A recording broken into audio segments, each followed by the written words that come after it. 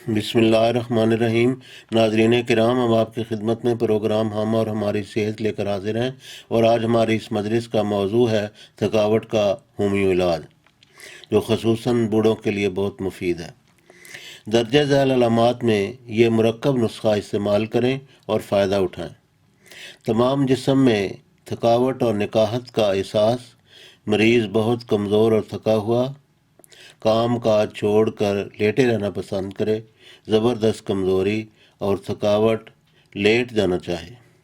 ہر وقت تھکا تھکا بس لیٹے رہنا چاہے، تمام جسم میں مستقل اور حد درجہ تھکان اور بھاری پن جس کی وجہ سے مریض ہر وقت لیٹے رہنا چاہے، گدی اور گردن کے پچھلے حصہ میں درد، ذرا سی مشقت سے تھک کر چور ہو جائے،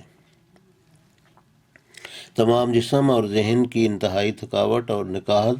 تمام جسم خصوصاً پاؤں اور ٹانگوں میں درد اور تھکاوٹ۔ اجزائے نسخہ: جیلسیمیم، پکرک ایسڈ، فاسفورک ایسڈ،